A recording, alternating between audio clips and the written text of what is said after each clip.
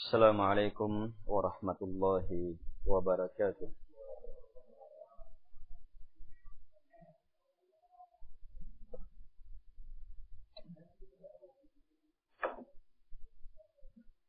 Innal hamdalillah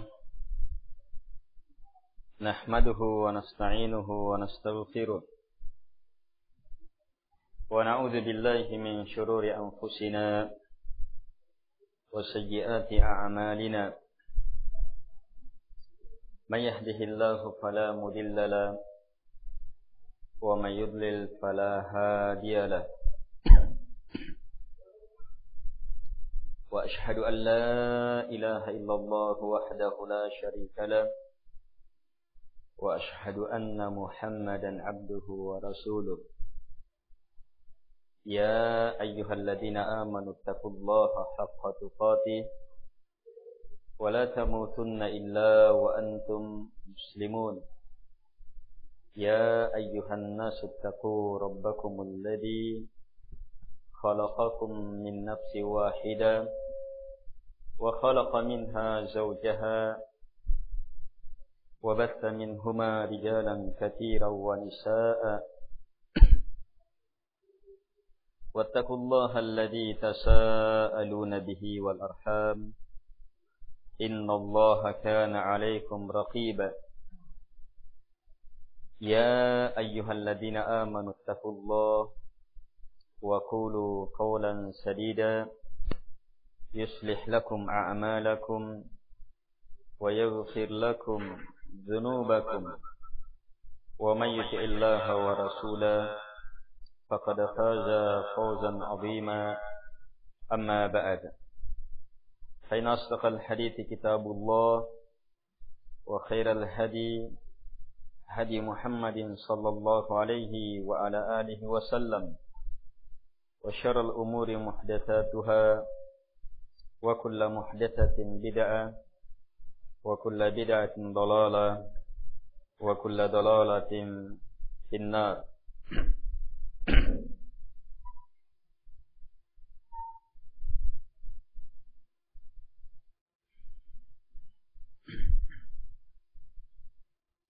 Jamaah pengajian yang dimuliakan oleh Allah Subhanahu wa taala.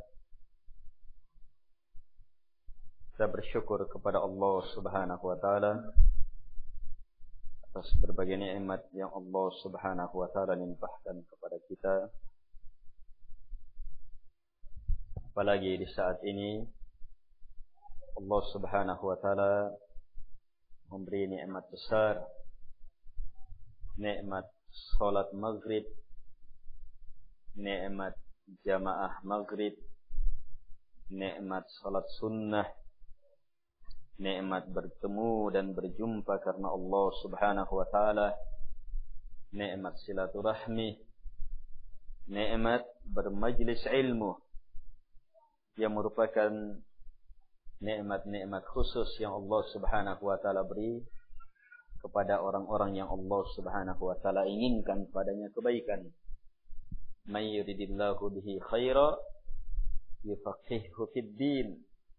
Nabi SAW menegaskan siapapun yang kalau Allah Subhanahu wa taala inginkan padanya kebaikan, maka caranya yufaqihuhu fid din. Allah Subhanahu wa taala akan pahamkan dia tentang agama. Karena itulah syukurilah nikmat majlis ilmu ini dan jadikanlah dia sebagai sarana kita untuk mendapatkan kemudahan dari Allah Subhanahu wa taala. Kita berada dalam kitab yang sangat mulia, kitab Riyadhus Shalihin, yang berisi tentang ayat-ayat Al-Quran dan hadits-hadits Nabi sallallahu alaihi wa ala alihi wasallam yang oleh pengarang Al-Imam An-Nawawi rahimahullahu taala beliau sudah susun dalam bab demi bab, disesuaikan dengan pembahasan demi pembahasan. Kita sekarang dalam bab tentang kesabaran. Sudah lewat dua hadis ya tentang kesabaran dalam bab ini. Keberapa? Iya.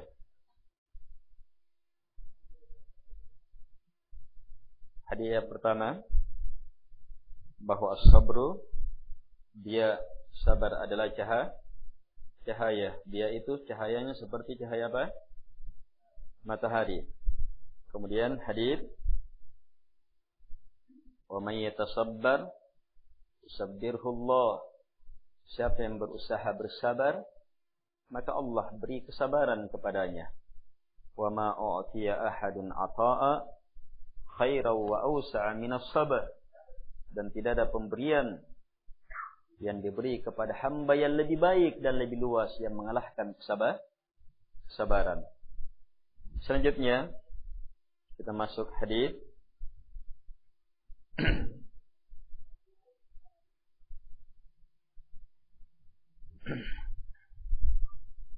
hadis Abi Yahya Suhaib bin Sinan radhiyallahu an. Qala al-Imam Abu Zakaria Yahya ibn Sharaf An-Nawawi rahimahullahu ta'ala, wa an Abi Yahya Suhaib ibn Sinan radhiyallahu anhu qala qala Rasulullah sallallahu alaihi wa ala alihi wasallam, ajaban li amril mu'min, inna amrahu kullahu lahu khair, وليس ذلك لأحد إلا للمؤمن إن أصابته سراء شكر فكان خيرا له وإن أصابته ضراء صبر فكان خيرا له رواه مسلم. Dari Abi Yahya Suhaib bin Sinan An-Namari Ar-Rumi radhiyallahu an, beliau berkata bahwa Rasulullah sallallahu alaihi wa ala alihi wasallam bersabda, ajaban li amril mu'min, betul-betul menakjubkan urusan orang-orang beriman. Inna amrahu, sungguh urusannya, kullahu, seluruhnya, lahu, bagi dia, adalah khair, kebaikan. Dia sabar adalah cahaya. Nabi jelaskan, walaysa dzalika li ahad illa lil mu'min. Dan tidak ada seorang pun yang bisa memiliki kondisi ini kecuali hanyalah bagi orang yang beriman saja. Uraiannya, in asabathu sarra, ketika sarra, hal-hal yang membahagiakan menimpa dia. Nabi mengatakan asabat. Ini dari kata musibah. Jadi sarra menimpa dia. Musibah yang namanya sarra, berhasil dagangannya, dapat gaji, berhasil panennya. Jika ini sarra, tapi Nabi bilang musibah. Sarra, iya, menimpa, musibah baginya. Maka apa? Sikap orang yang beriman syakar. Dia bersyukur, fakana khairallah, maka hal itu baik bagi dia. Jadi kapan nikmat demi nikmat menjadi kebaikan? Ketika seseorang mampu mensyukurinya. Adapun sebelum itu masih merupakan musibah. Masih merupakan musibah. Kalau kita begitu dapat uang, langsung kita dapat katakan, oh saya sudah dapat kebaikan besar dari Allah ini. Iya, berarti cara berpikir kita belum melewati cara berpikirnya orang kafir. Iya, harus kita pahami ini musibah. Nanti kebaikan kalau kita mampu mensyukurinya. Kemudian, wa in asabathu darra, jika darra menimpa. Nabi juga katakan di sini asabat, musibah menimpanya. Apa sekarang musibahnya? Darra, gagal panen, sakit atau penyakit yang menahun. Iya, dan seterusnya. Apa yang dilakukan oleh orang yang beriman? Sabar. Dia mampu bersabar, fakana khairallah, maka hal ini adalah kebaikan yang sangat luar biasa bagi dia. Jadi, gagal panen, berhasil panen, kebaikan bagi orang yang beriman. Dengan kesyukuran dan dengan kesabarannya. Dan tidak ada yang memiliki ini kecuali hanya orang yang beriman. Hadis ini diriwayatkan oleh Imam Muslim. Nabi bilang musibah. Dalam kitab Az-Zuhd wa Raqaid, bab al-mu'min, maka apa? Amruhu kulluhu khair. Baik.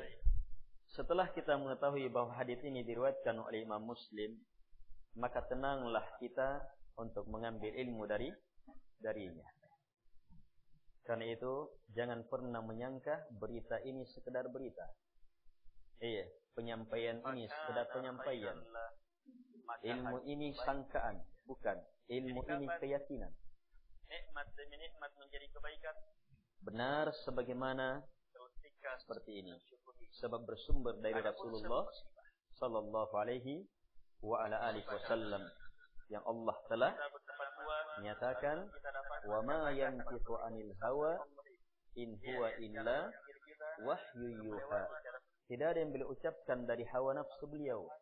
Apa yang beliau ucapkan hanyalah wahyu yang diwahyukan. Hadits ini datang dari sahabat Abi Yahya. Iya, kunya beliau Abu Yahya.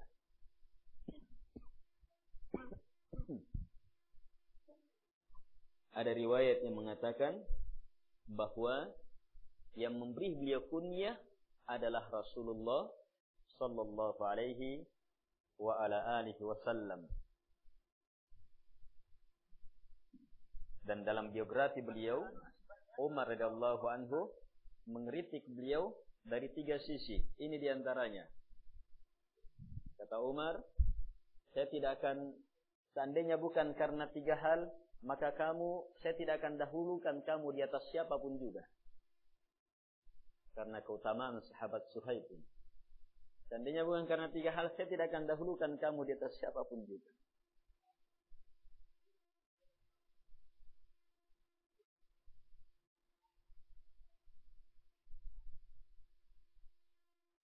Yang pertama,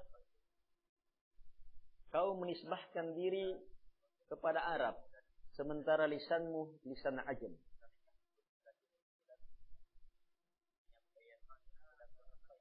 Yang kedua, kamu berkunyah Abu Yahya, sementara kamu belum punya anak.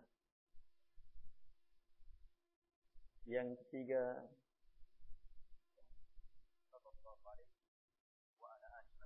kamu boros dalam memberi. Terus makna dengan itu. Kata beliau, adapun saya menisbahkan diri ke Arab karena saya memang orang Arab. Tadi beliau sejak kecil di negeri Romawi. Otomatis lisannya lisan orang Romawi. Ketika karena sesuatu akhirnya tiba di Makkah dalam keadaan sudah besar. Iya, dewasa. Iya. Ini mulutnya mulut orang Romawi sudah. Iya. Susah sekali berucap.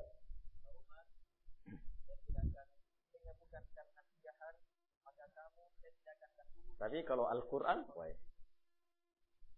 waktu Umar radhiyallahu anhu meninggal, beliau yang mengganti menjadi imam kaum muslim sampai terbentuk khalifah selanjutnya. Beliau menjadi imamnya kaum muslim. Tapi kalau bahasa Arab, ikut lisan Romawinya yang dominan.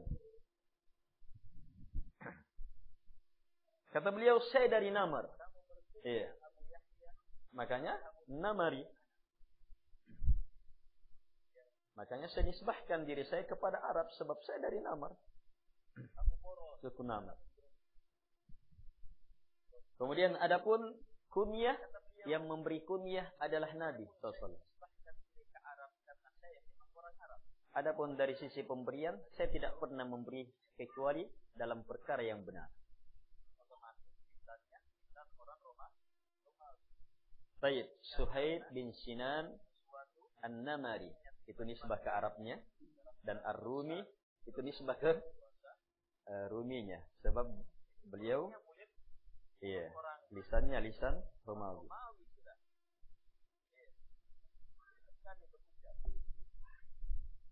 Sahabat mulia Suhaib bin Sinan termasuk orang-orang yang pertama masuk dalam Islam. Sahabat Ammar mengatakan, saya masuk ke Darul Arqam, waktu itu Darul Arqam, tempat Arqam. Nabi di situ dakwah, sembunyi-sembunyi. Sebab kuatnya penentangan kekerasan orang-orang musyrik. Ammar memasuk ke Darul Arqam, Suhaib sudah menjadi pengurus di situ. Kalau istilah kita ya. Dia sudah menjadi muslim, mukmin di situ. Berarti termasuk orang yang pertama.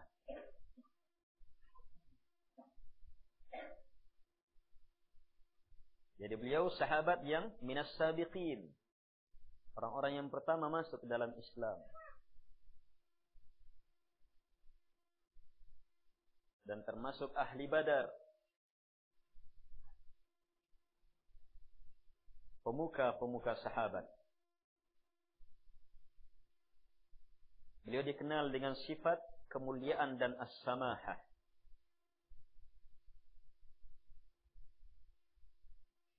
Sangat dalam memberi. Kemudian as-samahah. Santun. Mudah memaafkan. Suka memberi jalan kebaikan. Menolong dan semacam itu.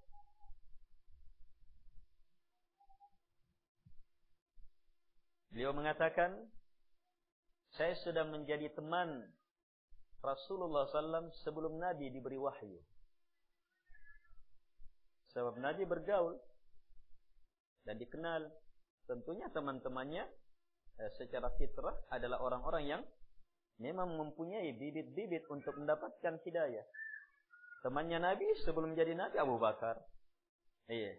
Budaknya adalah Zaid, istrinya adalah Khadijah. Anak angkatnya adalah Ali radhiyallahu anhum, teman-temannya Suhaib. Ketika Nabi jadi Nabi, ini yang terdekat semuanya yang menjadi orang-orang yang pertama masuk ke dalam Islam. Kepadamu dan berpalinglah dari orang-orang yang musyrik.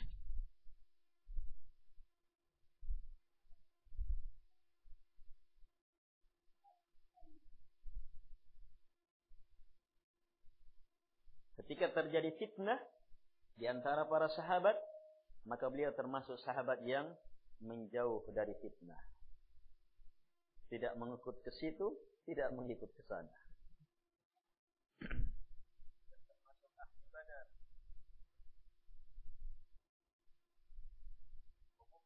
Pernah suatu hari, hadis ini diriwayatkan oleh Imam. Yang jelas hadisnya sahih ini. Pernah suatu hari Abu Sufyan lewat. Sementara Salman Al-Farisi, Suhaib, Ar-Rumi, Bilal, Salman, orang-orang yang dianggap rendah semua ini. Dan Salman datang ke Madinah sebagai budak. Suhaib itu datang ke Makkah juga sebagai budak. Bilal bin Rabah budak. Mereka duduk-duduk. Maka lewat Abu Sufyan. Mereka berkomentar. Sahabat-sahabat yang dari kalangan dalam pandangan orang-orang rendah ini berkomentar dengan komentar yang membuat Abu Bakar radhiyallahu anhu mengatakan, "Ataquluna hadza li syaikh Quraisy wa sayyidiha."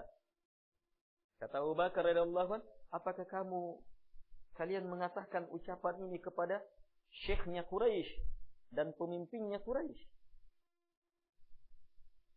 Abu Sufyan pemuka-pemuka Quraisy.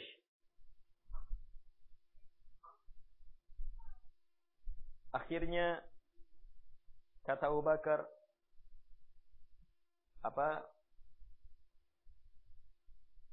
akhirnya berita ini disampaikan kepada Nabi SAW. Maka apa kata Nabi? Ya Abu Bakar, la'allaka aghdabtahum. La in kunta aghdabtahum laqad aghdabta rabbak. Wahai Abu Bakar, sepertinya kamu membuat mereka marah. Dan jika engkau membuat mereka marah, maka sungguh engkau telah membuat Rabb engkau marah. Lihat kedudukan sahabat-sahabat ini. Kedudukannya di sisi Allah Subhanahu wa ta'ala. Orang melihatnya kecil, tetapi Allah memilih mereka daripada pemuka-pemuka Quraisy. Ketika pembesar-pembesar Quraisy ingin datang ke majelisnya Nabi, tetapi inginnya tolak orang-orang seperti ini, tidak pantas duduk bersama saya. Tidak mau mendengar ceramahnya Nabi ini, tapi tidak mau duduk kalau sama. Ya, ada Suhaib, ada Bilal.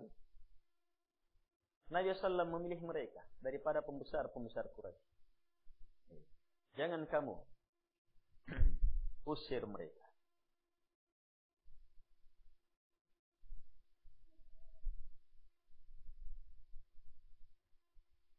Akhirnya Abu Bakar kembali kepada mereka dan mengatakan, wahai saudara-saudaraku, sepertinya kalian marah. Mereka mengatakan, la ya Abu Bakar, yaghfirullahu lak. Tidak wahai Abu Bakar, semoga Allah mengampuni engkau. Suhaib bin Sinan, sahabat Nabi sallallahu alaihi wa ala alihi wasallam, radhiyallahu an, yang sangat mulia. Ingat, keberadaan beliau sebagai sahabat sudah merupakan kedudukan yang sangat tinggi. Apalagi beliau adalah sahabat dari kalangan muhajirin. Di antara semua sahabat, muhajirinlah yang terutama. Lebih hebat lagi, dia muhajirin khusus. Dia muhajirin dari kalangan muhajirin yang pertama-tama masuk ke dalam Islam. Lebih khusus lagi, dia muhajirin yang pertama masuk dalam Islam yang merupakan ahli Badar. Yang merupakan ahli Badar. Peristiwa hijrahnya disebutkan dalam sejarah. Ketika Nabi menceritakan bahwa telah diperlihatkan kepada beliau Madinah sebagai tempat hijrah, maka apa? Beliau sudah ingin hijrah bersama Nabi di awal-awal hijrah. Hanya beliau dihalangi oleh preman-premannya Quraisy. Maklum, beliau kan pendatang masuk ke Quraisy. Dia Quraisy, kesukuan sangat hebat, dihalangi beliau. Akhirnya beliau mencari cara bagaimana caranya berhasil lari, tapi terkejar. Akhirnya beliau memilih, sudah. Beliau bawa panah. Beliau katakan kepada orang yang mengejar, dia sudah siapkan panahnya. Kalian tahu, saya ahli panah yang sangat terkemuka. Dan saya akan terus memanah. Dan pasti kamu akan kena. Semakna dengan itu. Setelah itu saya akan memukul dengan pedang saya. Sudah siap pedangnya. Kalian mau maju? Atau kalian biarkan saya pergi dan saya tunjukkan hartaku di mana? Ya jujur. Saya tunjukkan hartaku. Akhirnya mereka berpikir, daripada mati kita, biarkan saja pergi. Kan sudah dapat harta. Ada riwayat lainnya menunjukkan bahwa, kamu pergi, kamu datang dalam keadaan rendah. Kemudian kamu di Mekah bisa punya ini, punya ini. Kalau mau kamu tinggalkan juga hartamu. Jangan bawa. Mengatakan, la ya Abu Bakar. Makna dengan itu akhirnya beliau lepaskan, tinggalkan semuanya dalam rangka mengikuti perintah Allah mengikuti jejak Rasulullah SAW, sehingga masuk ke dalam golongan innamal a'malu binniyat wa innamal likulli imri'in ma nawa. Faman kanat hijratuhu ila Allahi wa rasuli fa hijratuhu ila Allahi wa rasuli. Minal muhajirin, bahkan termasuk ahli Badar. Ahli Badar.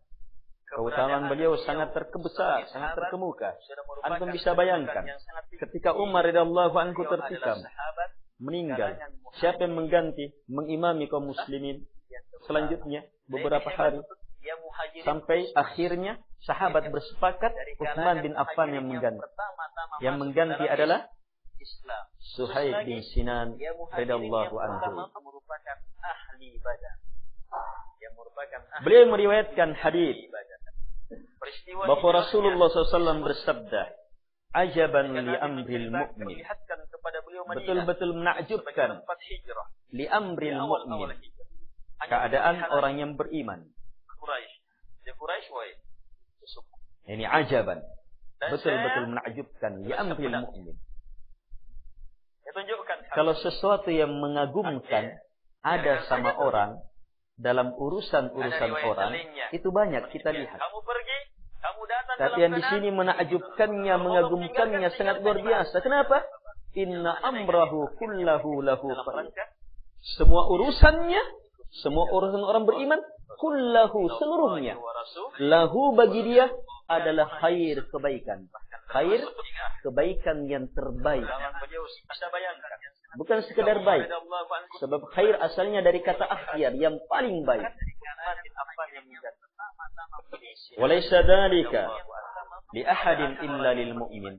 Dan tidak ada yang memiliki hal ini siapapun kecuali hanya milik al-mu'min, orang yang beriman. Coba lihat. Semua urusan apapun yang dia dapatkan dalam urusannya adalah yang terbaik. Urusan apapun, dia berada dalam perkara apapun, maka dia mendapatkan yang terbaik. Tidak menakjubkan ini? Semua urusannya yang dia dapatkan adalah yang terbaik. Ini al-mu'min. Dan ini sifat dari sifat iman. Kita beriman, ukur diri kita di atas ini.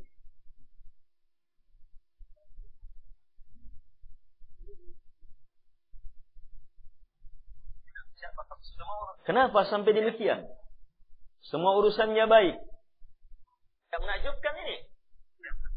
Sebab urusan dan keadaan manusia tidak lepas dari dua musibah.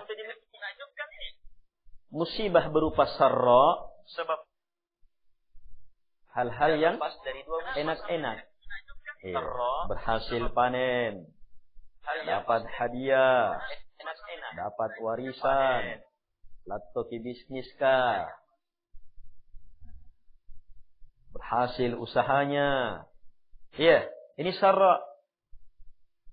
Ini yang menimpa. Di sisi yang lain ada darra yang menimpa. Dan tidak ada yang lepas dari ini. Ini saja yang silih berganti. Sarra, darra. Kita sekarang dalam kondisi apa? Ada yang sarra, darra. Atau sebagiannya sarra, sebagiannya darra. Yang jelas tidak ada yang lepas dari dua ini. Sepakat? Tidak ada yang lepas dari dua ini. Kalau tidak lapar, kenyang. Kalau tidak sakit, sehat. Kalau tidak berhasil usahanya, gagal. Hanya ini kan? Hanya dua ini. Dan ternyata orang beriman mempunyai kekuatan untuk sukses dalam dua kondisi ini. Semua orang beriman, ini hakikat sukses yang tidak pernah dipahami oleh orang-orang kafir. Oleh banyak pembicara dan pengarang buku-buku sukses. Sebab yang mampu memahaminya hanya orang-orang yang beriman. Yang mampu memahaminya, mengamalkannya, mewujudkannya hanya orang-orang yang beriman.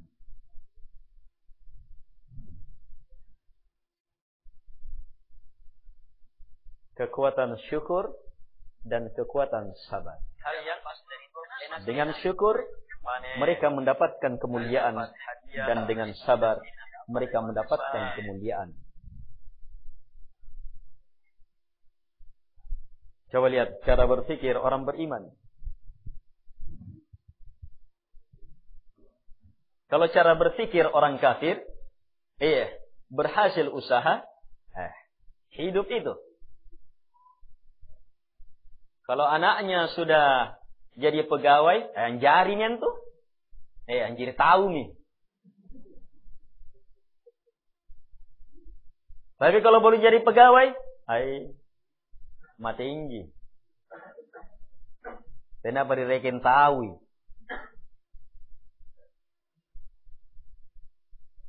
Berhasil, anak-anak saya berhasil semuanya.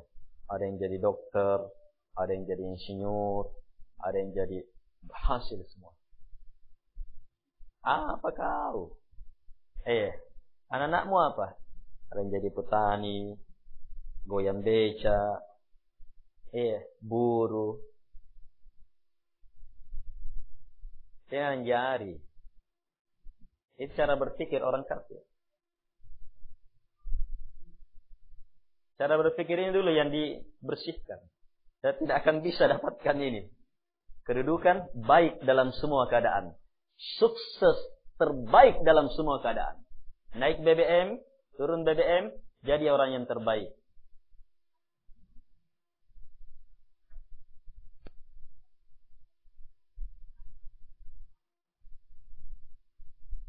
Ini ilmu yang sangat luar biasa. Datang dari siapa? Ini bukan datang dari sembarang manusia. Ini datang dari manusia pilihan. Ilmu yang datang dari Allah Subhanahu wa ta'ala. Jangan sepelekan ilmu ini. Harus kita tinggikan dan muliakan ilmu ini. Kita tidak akan merasakan luar biasanya ilmu ini kalau kita menyepelekannya. Dan hanya orang-orang yang menganggap luar biasa ilmu ini yang tertarik meyakininya. Dan keyakinan yang benarlah yang akan melahirkan amalan terhadapnya. Dan di sanalah keimanan. Ketika hati, ucapan, dan perbuatan sama. Itulah iman. Dan siapa yang mampu beriman, kebaikan bahkan yang terbaik yang akan dia peroleh dalam semua urusannya. Walaysa dzalika li ahad illa lil mu'min.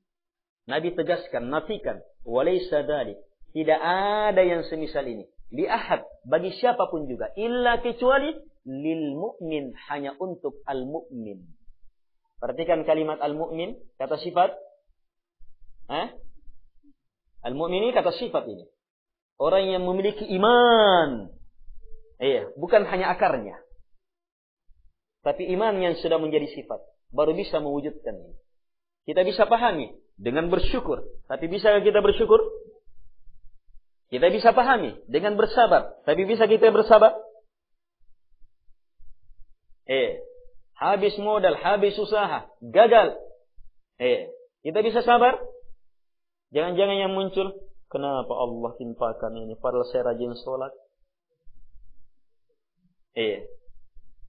Justru yang muncul buruk sangka adalah sifatnya orang munafik, sifatnya orang-orang musyrik.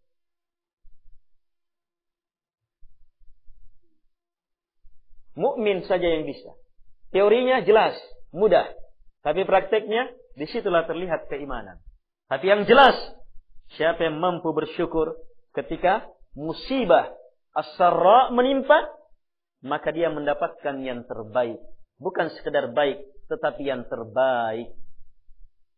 Dan siapa yang mampu bersabar ketika musibah darra menimpa, maka dia mendapatkan yang terbaik. Coba lihat.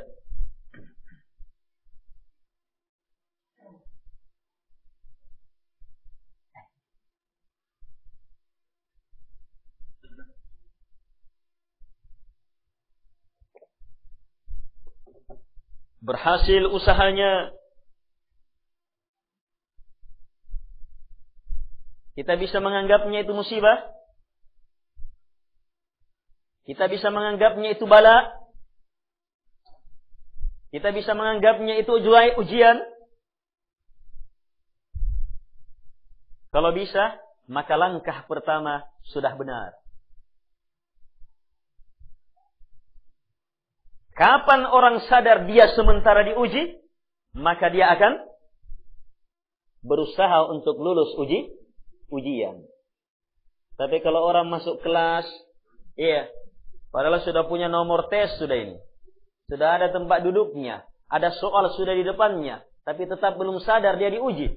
Dia tidak akan tulis itu. Dia tidak tahu kertas apa ini. Paruh kacang goreng. Dia tidak tahu dia. Tidak tahu dia. Dia sementara dalam ujian ini.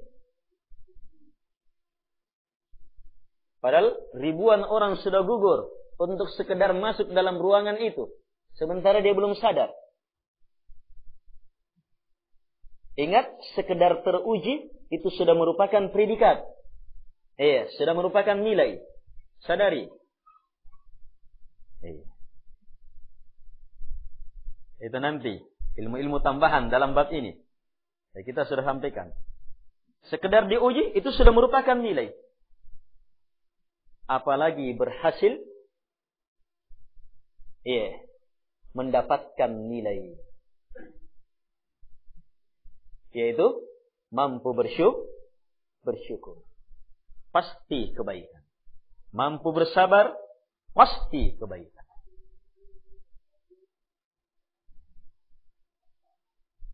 Ini ilmu untuk hidup di muka bumi. Apa yang kita alami sekarang? Pribadi, keluarga, dengan tetangga, dengan orang tua, dengan bisnis kita, dengan kondisi masyarakat kita, keadaan pasar, keadaan keamanan, keadaan pendidikan, keadaan pemerintah, naik turun BBM, dan semacam itu. Banyak sekali yang berhubungan dengan kita.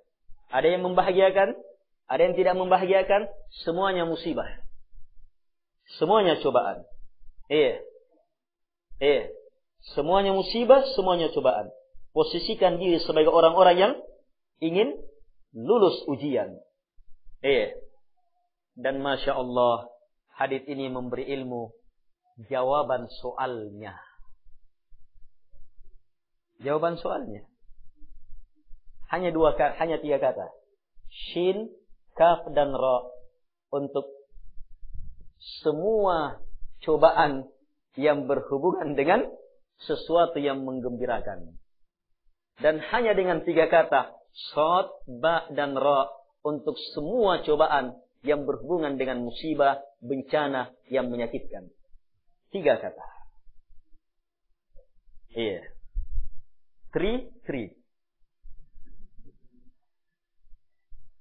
Jangan dijadikan nomor lagi itu.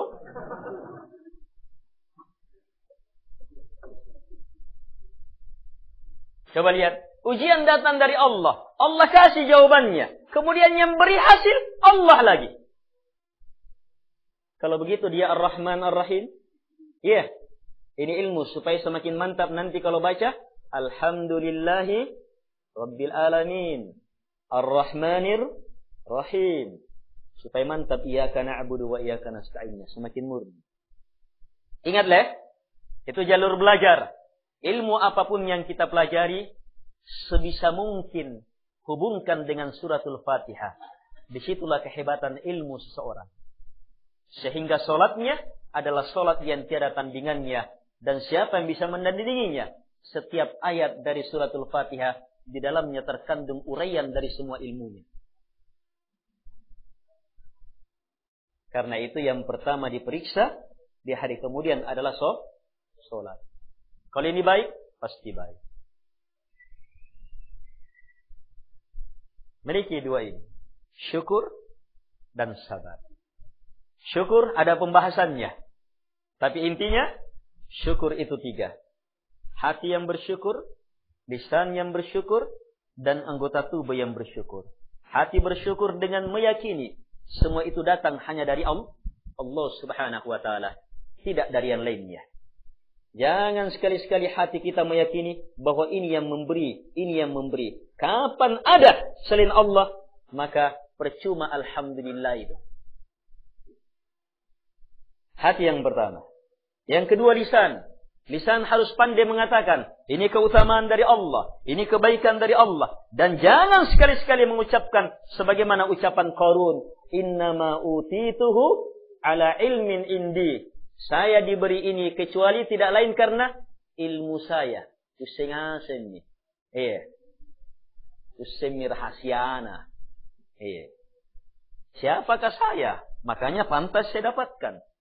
Jangan sekali-sekali. Pantas saya berhasil karena saya. Ini ucapan Qarun. Biar kamu bersedekah, tidak ada gunanya. Ucapan Qarun kamu sudah lontarkan. Harus istighfar. Istighfar. Dan ganti dengan ini adalah kebaikan dari Allah. Keutamaan dari Allah. Puji Allah. Besarkan Allah. Agungkan Allah subhanahu wa ta'ala. Jangan kembalikan kepada sebab. Jangan besarkan dan agungkan sebab. Tapi besarkan dan agungkan yang menentukan sebab itu jadi Allah subhanahu wa ta'ala. Apalagi kalau bukan sebab. Itu masuk dalam lingkup syirik sudah. Menyandarkan sesuatu kepada yang bukan sebab. Unnatiai cincinku. Narasa sama polisi ya. Ada sitting. Tidak nalihat kak. Unnatiayannya. Padahal Allah subhanahu wa ta'ala. Selamat dia dari ombak besar. Kalau bukan. Di atas pesawat mau pergi haji. Selamat goyang. Akhirnya Allah selamatkan. Terus setelah selamat. Untung saya baca Barzanji. Justru sebab bencananya yang dia puji.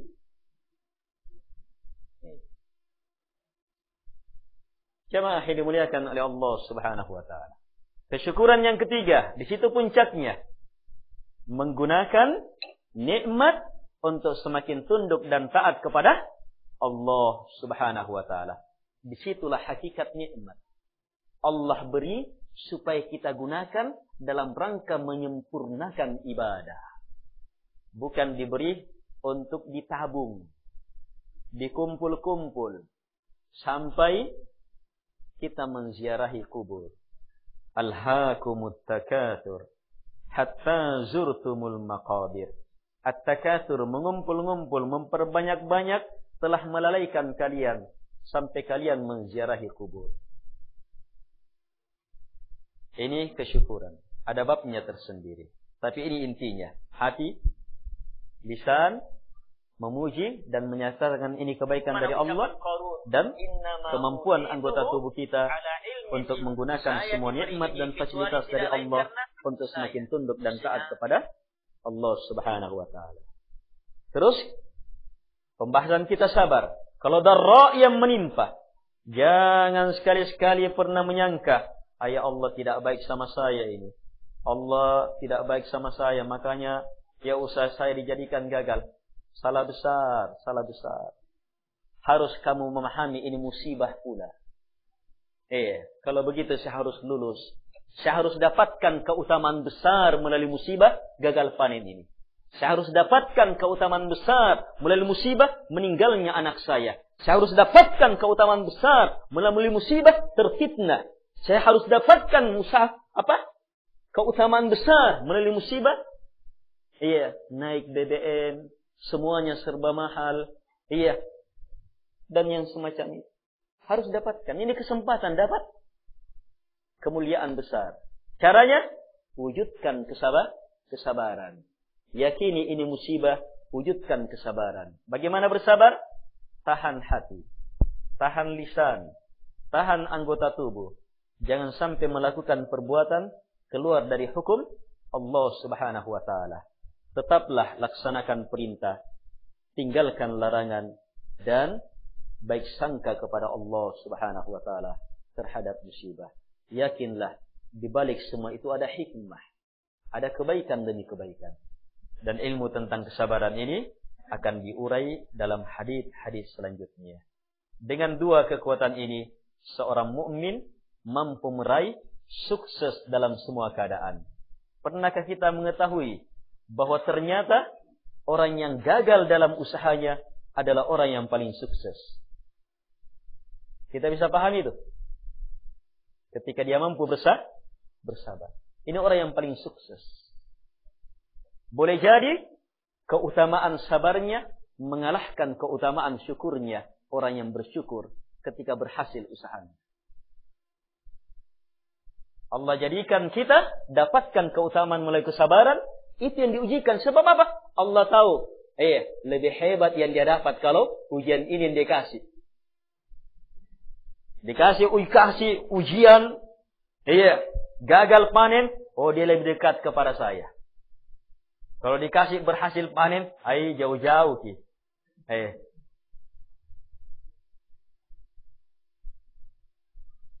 Baik sangka kepada Allah Subhanahu wa ta'ala. Baik, sekian. Subhanakallahumma hamdik. Asyhadu an la ilaha illa anta